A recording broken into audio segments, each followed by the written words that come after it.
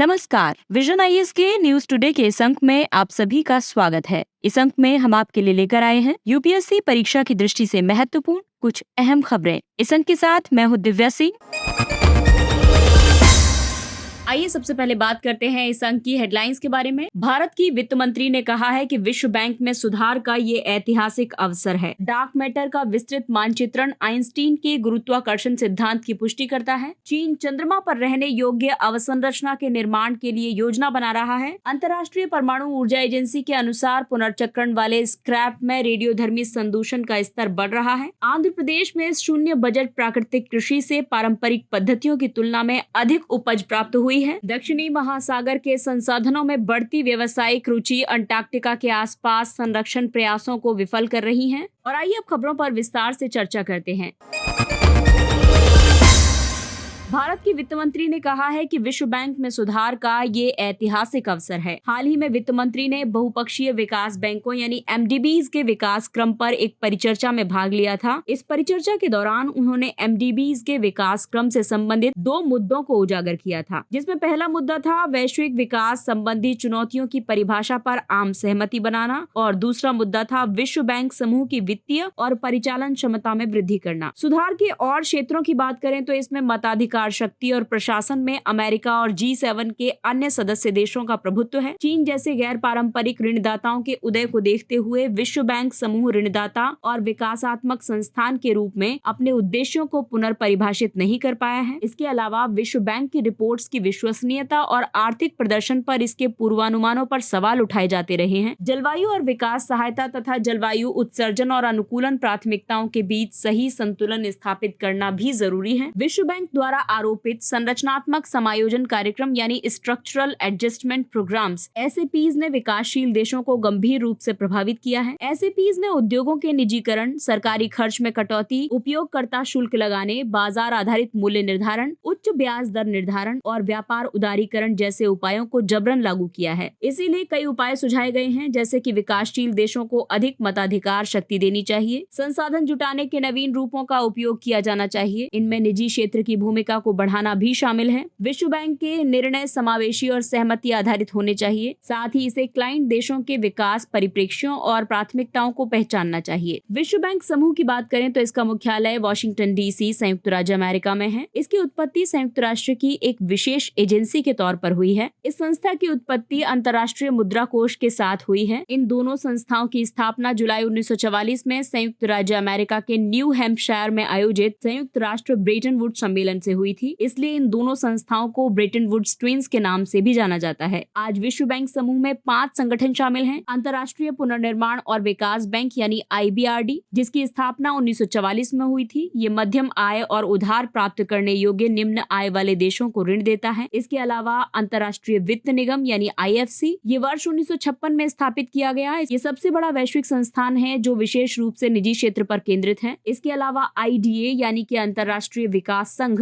जिसकी स्थापना 1960 में हुई थी, ये निर्धनतम देशों को ब्याज मुक्त ऋण और अनुदान देता है। आईबीआरडी और आईडीए दोनों मिलकर के विश्व बैंक का निर्माण करते हैं। अंतर्राष्ट्रीय निवेश विवाद निपटान केंद्र यानी आईसीएसआईडी 1966 में स्थापित किया गया था। ये निवेश विवादों के समाधान और मध्यस्थता के लिए अंतर्राष्ट्रीय सुविधाएं प्रदान करता है। साथ ही 5वां संगठन है मीगा यानी बहुपक्षीय निवेश गारंटी एजेंसी। इसे 1988 में स्थापित किया गया था। यह आर्थिक समृद्धि, निर्धनता में कमी आदि के लिए विकासशील देशों में प्रत्यक्ष विदेशी निवेश को बढ़ावा देती है। इसका उद्देश्य चरम गरीबी का उन्मूलन और साझी समृद्धि को बढ़ावा देना है। इसमें आईबीआरडी के सदस्यों की संख्या 189, आईडीए के 174, आईएफसी के 186, मीगा के 182 और आईसीएसआईडी के 158 सदस्य देश हैं। अन्य महत्वपूर्ण जानकारी की बात करें तो इसमें प्रमुख प्रकाशन वैश्विक वित्तीय विकास रिपोर्ट है, विश्व विकास रिपोर्ट है, ग्लोबल इकोनॉमिक प्रोस्पेक्ट्स आदि हैं। भारत आईसीएसआईडी को छोड़कर विश्व बैंक समूह के सभी संगठनों का सदस्य है।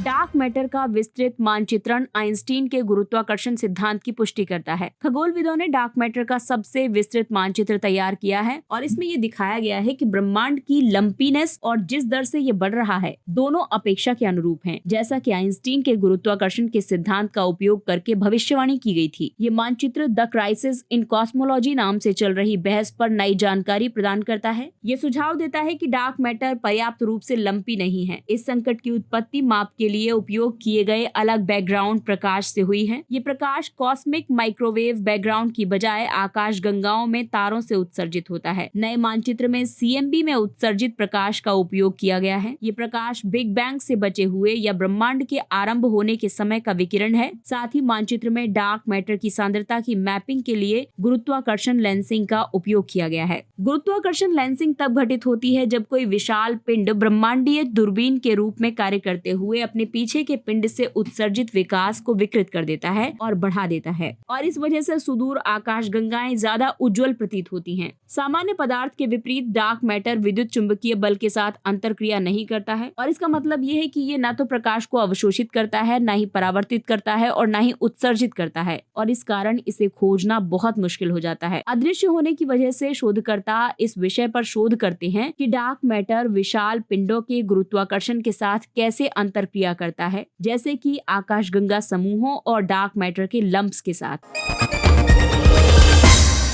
अगली खबर पड़ोसी देश चीन से संबंधित है। चीन चंद्रमा पर रहने योग्य अवसंरचना के निर्माण के लिए योजना बना रहा है। प्राप्त जानकारी के मुताबिक चीनी वैज्ञानिकों और शोधकर्ताओं ने चंद्रमा पर अवसंरचना के निर्माण के तरीकों पर चर्चा करने के लिए बैठक की है। इस अवसंरचना को लंबी अवधि के चंद्र और अंतरिक्ष मिशनों के लिए निवास योग्य बनाया जाएगा। वैज्ञानिकों की एक टीम चंद्रमा की मिट्टी से ईंटें बनाने के लिए चीनी सुपर मेसॉन रोबोट डिजाइन कर रही है। इसके अलावा चीन का लक्ष्य 2025 के आसपास चंद्रमा के अंधकार वाले हिस्से से मिट्टी के नमूने प्राप्त करना है, जो कि विश्व में पहली बार होगा। भारत सहित कई देशों ने चंद्रमा पर अन्वेषण में नए सिरे से रुचि प्रकट की है। ये देश आने वाले वर्षों में चंद्र मिशन की योजना बना रहे हैं। कुछ भावी चंद्र मिशनों के नाम है आर्टेमिस, जो कि नासा का है, चंद्रयान 3 भारत का, चांग-ई चीन का, कोरिया का पाथफाइंडर लूनर ऑर्बिटर, रूस का लूना 25 और स्लिम जापान का। चंद्र अन्वेषण में नए सिरे से रुचि पैदा होने के कई कारण हैं। सबसे पहला कारण तो आर्थिक है, क्योंकि आर्थिक दृष्टि से देखें तो चंद्रमा पर हीलियम 3 प्रचुर मात्रा में है। ये परमाणु संलयन के लिए एक संभावित ईंधन है। हीलियम 3 हीलियम तत्व का एक समस्थानिक है। भावी अंतरिक्ष अन्वेषण के लिए एक बेस के रूप में कार्य योजना, ये परीक्षण करने के लिए कि अंतरिक्ष की विषम परिस्थितियों में जीवन कैसे प्रतिक्रिया करता है। इसके अलावा पृथ्वी का अध्ययन करने के लिए चंद्रमा और पृथ्वी एक जैसा अतीत साझा करते हैं। ऐसे में चंद्रमा का अध्ययन करने से पृथ्वी पर ज्वालामुखीय गतिविधियों और भूकंपीय गतिविधियों को बेहतर ढंग से समझने में मदद मिल सकती है।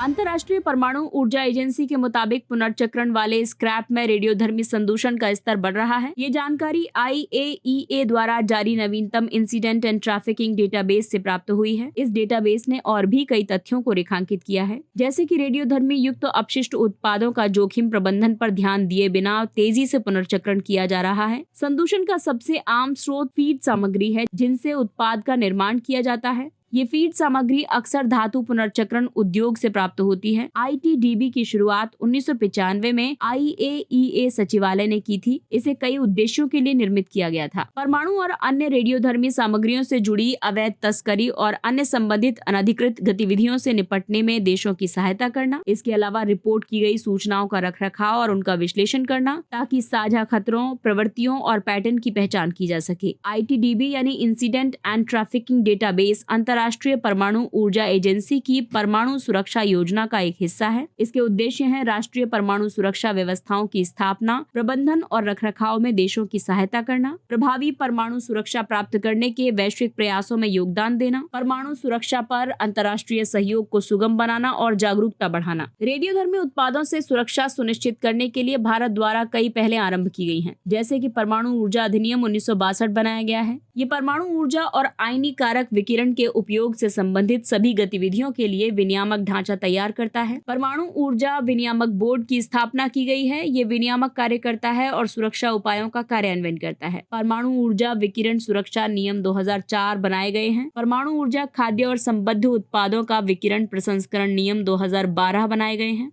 और आइए बात करते हैं अंतर्राष्ट्रीय परमाणु ऊर्जा एजेंसी की। इसका मुख्यालय ऑस्ट्रिया के वियना में है। इसे 1957 में संयुक्त राष्ट्र समूह के भीतर विश्व में शांति के लिए परमाणु संगठन के रूप में स्थापित किया गया था। ये परमाणु प्रौद्योगिकियों के सुरक्षित और शांतिपूर्ण उपयोग को बढ़ावा देने के लिए विश्व भर में अपने सदस्य देशों तथा कई भागीदारों के साथ कार्य करता है। इसके कुल 176 सदस्य हैं और भारत भी इसका एक सदस्य है।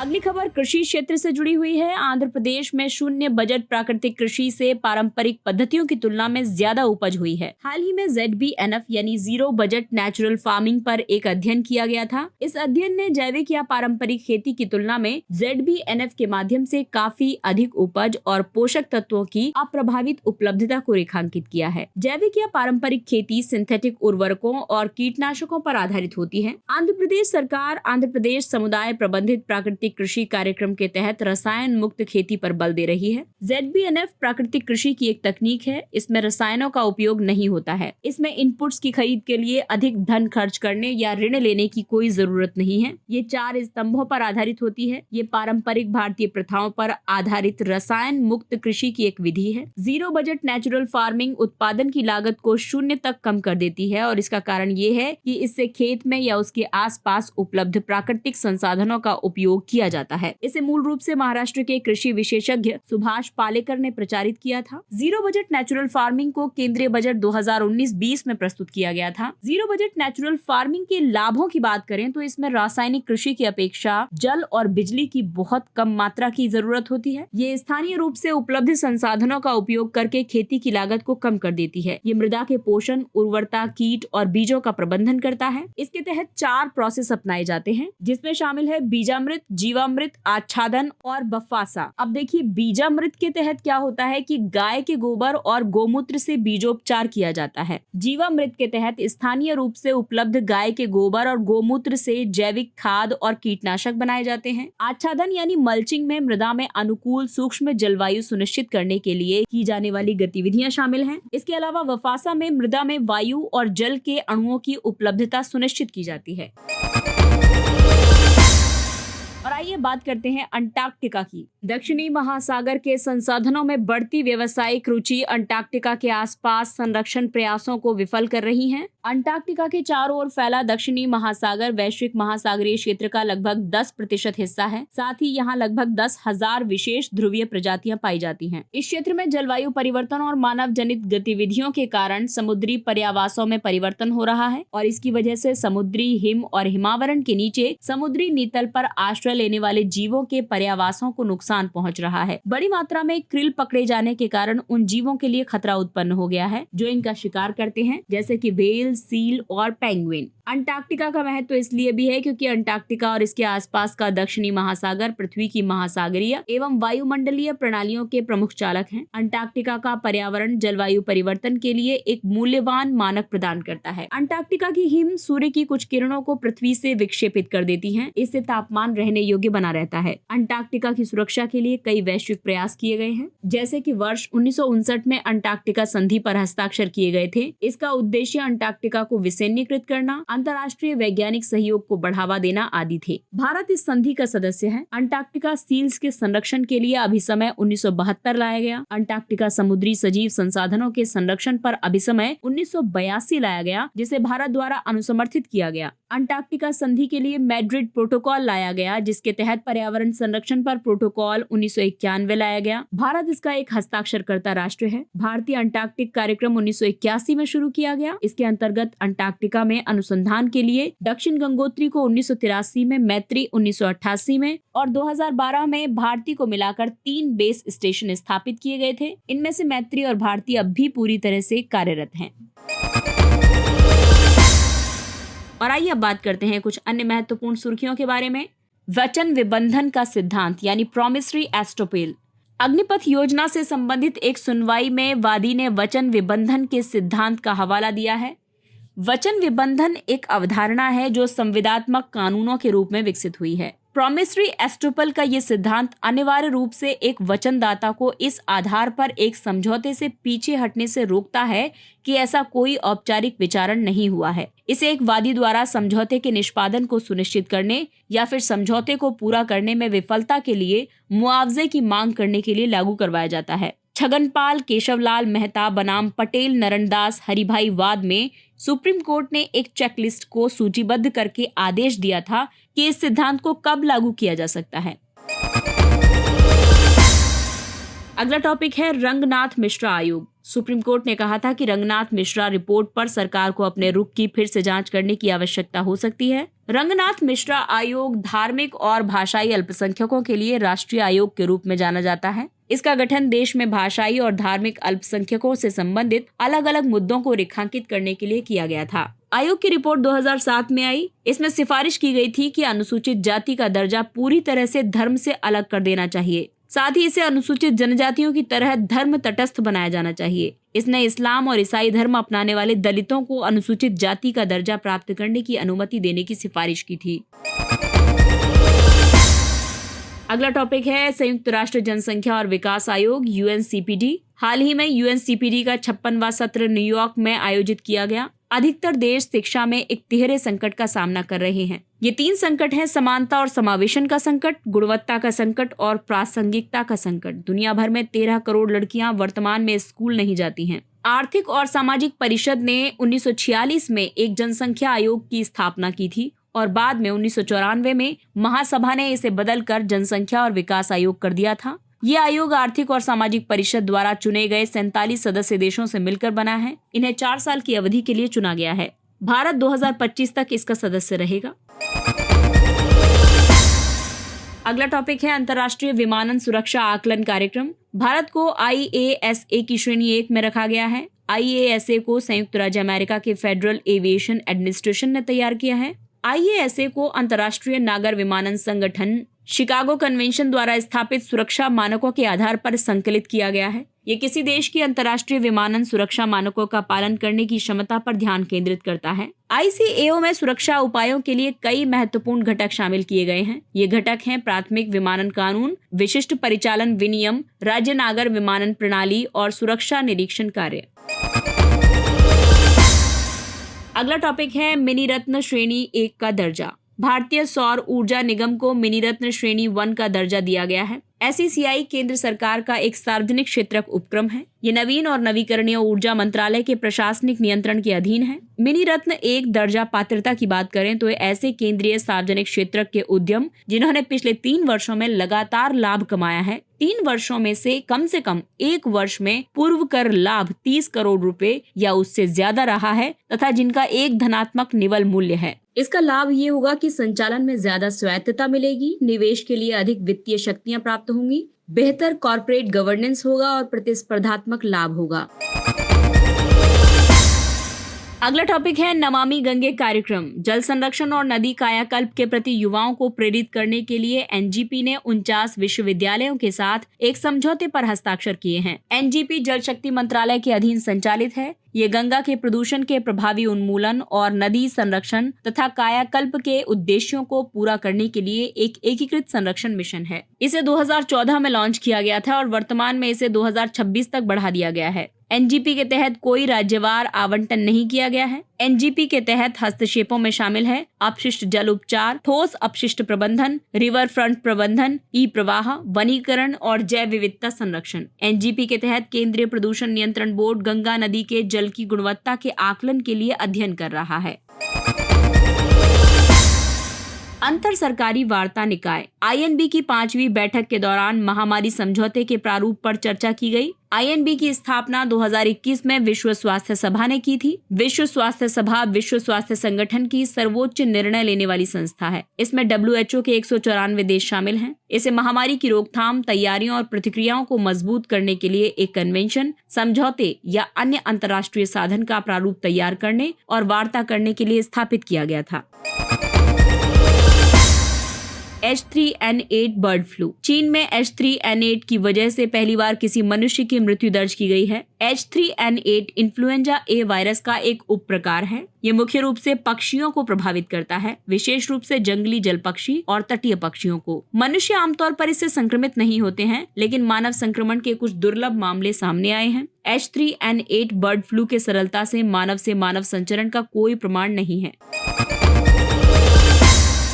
अगला टॉपिक है यूरेनियम का नया समस्थानिक यानी आइसोटोप। पहले से अज्ञात यूरेनियम के एक समस्थानिक यूरेनियम 241 की खोज की गई। इसके बारे में पहले जानकारी नहीं थी। इसकी परमाणु संख्या 92 और द्रव्यमान संख्या 241 है। यूरेनियम एक प्राकृतिक रूप से पाए जाने वाला रेडियोधर्मी तत्व है। प्राकृतिक रूप से 99.2% यूरेनियम U-238 के रूप में मौजूद है, जबकि शेष हिस्सा अन्य समस्थानिकों में मौजूद है, जैसे U-235 जिसमें कि 0.72% यूरेनियम है। इसके अलावा यूरेनियम 234 जिसमें कि 0.006% यूरेनियम है।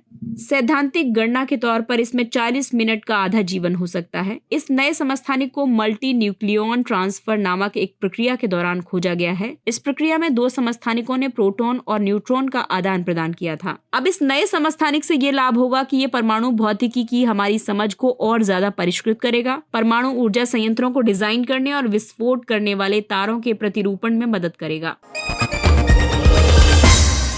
और आइए बात करते हैं सुर्खियों में रहे स्थलों के बारे में। सबसे पहले बात करते हैं युगांडा की। यहाँ की राजधानी है कंपाला। युगांडा चर्चा में इसलिए है क्योंकि भारतीय विदेश मंत्री ने हाल ही में युगांडा की यात्रा की है। युगांडा पूर्व मध्य अफ्रीका में एक भू आबद्ध यानी लैंड लॉक्ड कंट्री है। ये अफ्रीकी ग्रेट लेक क्षेत्र का हिस्सा है। अब ये ग्रेट लेक्स कौन कौन सी हैं, आप मुझे कमेंट बॉक्स में बताइएगा। इसके अलावा युगांडा की बात करें तो ये उत्तर में दक्षिण सूडान, पूर्व में केन्या, दक्षिण में तंजानिया और रवांडा तथा पश्चिम में डेमोक्रेटिक रिपब्लिक ऑफ कॉन्गो से घिरा हुआ है। भौगोलिक तौर पर ये देश एक पठार पर स्थित है। यहाँ की प्रमुख झीलें हैं विक्टोरिया झील, जो कि दूसरी सबसे बड़ी अंतर्देशीय मीठे पानी की झील है, और यहाँ की प्रमुख नदी है नील नदी, और उच्चतम बिंदु है मार्गेरिटा पीक। इसके साथ ही ये अंक समाप्त होता है। अगले अंक में फिर मुलाकात होगी कुछ अन्य महत्वपूर्ण खबरों के साथ। तब तक अपने लक्ष्य के लिए तत्पर रहिए, और अगर आपको हमारा कंटेंट अच्छा लगता है तो इसे लाइक, सब्सक्राइब और शेयर जरूर करें। और अब हमें यानी विजन IAS की पूरी टीम को दीजिए इजाजत। नमस्कार।